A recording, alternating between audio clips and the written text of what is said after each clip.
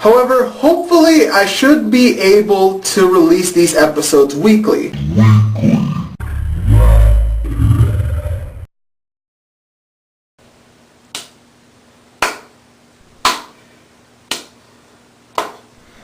Yes, I have to delay the next episode of In Depth, but I promise for only one more week. In the meantime though, I feel it's only right to give you something. One thing I get asked quite a bit is about who my favorite characters are. And before I started In Depth, I had solid answers. However, looking closely at these episodes, my opinion may change as time goes on. So, I will be giving my top 10 favorite characters of Season 1. Also look for me to do this again after Season 2 and at the end of the series. So, let's get started. Number 10, Skeleton King. Yes, SK is pretty low on the list, and if there were one more awesome one-shot character, I may have left him off completely. After all, that's what I did with Jinmei. The reason he is so low that despite moments on the contrary, Skeleton King kinda plays the defuncto villain. I hate the bad guys, I will send something to take care of them, oh it didn't work. However, we do see hints of what's to come with him taking Flight Towards Eye and the infamous Pit of Doom. Plus, he does redeem himself with his awesome monologuing and fight scene in the season finale. Number 9, Gyrus Crinkle. Crinkle is a creep, and I mean that in the best possible way. He has this delusion that he not only could be in the Hyperforce, but he should be. Crinkle is twisted and weird, but not completely hateable, as deep down he is just an over-obsessive fan. Someone who probably has homemade plushes of the team and favorites every fan art on DeviantArt. In fact, his goal is pretty much to make his self-insert fanfiction a reality. And a lot of fans can probably somewhat see where he's coming from. Crinkle is just dynamic. Number 8, Scrapperton. The lord of the mecha realm himself, Scrapperton is just hard to hate. He has elements that make him quirky and hilarious, as well as other moments that make him just seem downright disturbing. One moment he can be charming, and the next psychotic. There isn't much else left to say other than that. Number 7, Nova.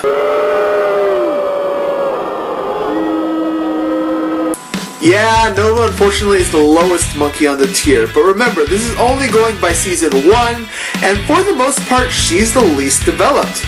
Which is odd considering how she pretty much had the best base to work off in the team. She's a rambunctious fighter who also tends to have a girly side underneath her hardened exterior. So it's unfortunate that other than a moment or two where she shows some emotion, she doesn't actually grow or change from the start of the series to the end of the season. Still, Nova is interesting, and knowing what I know of this series, she gets more interesting as the show goes on. Number 6, Atari. Again, keep in mind I am judging this solely on Season 1, and much like Nova, Atari is pretty much one note. He has a sensei feel to him, which is fine, but his base character is actually less interesting than Nova's. So why is he higher on the list than her? Well, Secret of the Sixth Monkey shows that Atari does have some flaws to him, and I must admit Atari does have some of the better action sequences in the show. Really cool stuff, actually. So that's why. Number 5, Shiro. Shiro is an odd one for me because at times I find her to be cool-headed, funny, and a source for great action in the series. At other times he's just an annoying, self-centered whiner. While I know the point of this is to show the growth of Shiro as a character, at times I just wish I could punch Shiro in the face.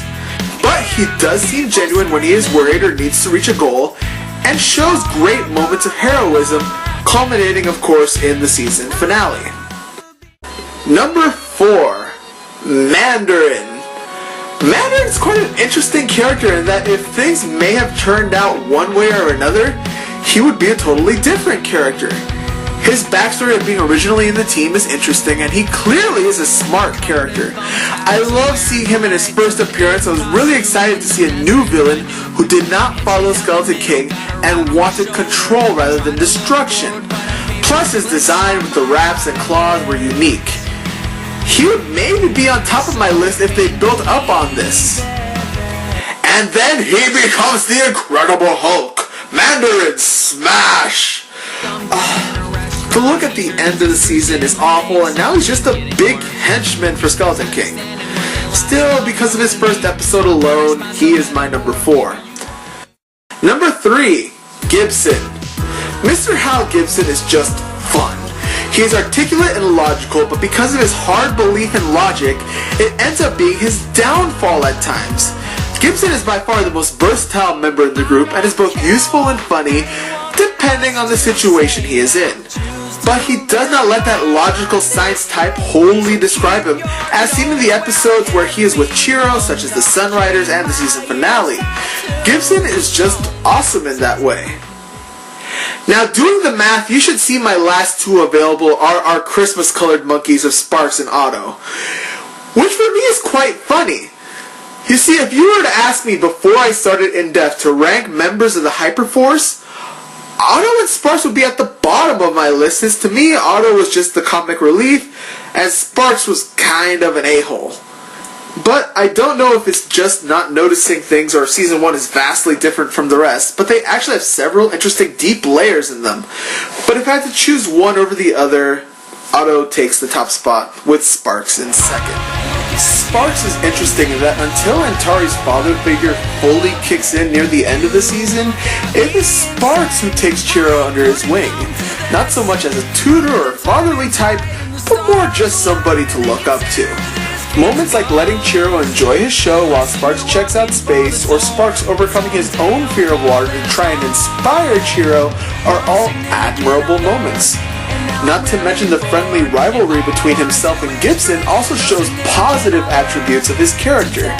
Sparks shows in the first season that when he tries, he really is a good guy.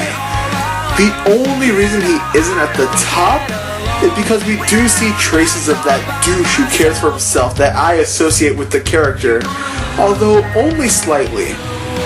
Otto is my number 1 because he is surprisingly the deepest character in the first season. Yeah! He's jokey and has fun, but he's not stupid. He uses his mechanical expertise to constantly one-up Gibson during his logic fests, but above all else, he seems to just want admiration, as seen in Circus of Ooze and especially in Ape New World.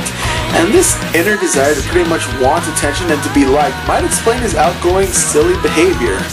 Seeing how amazing a mechanic he is shows that he is actually quite a smart cookie. Otto is like an onion that you can peel back the various layers of his character, and that makes him, in my opinion, the most interesting, most deep, and most dynamic character of the first season. Okay, come hell or high water, World of Giants will be done next week. Stay tuned.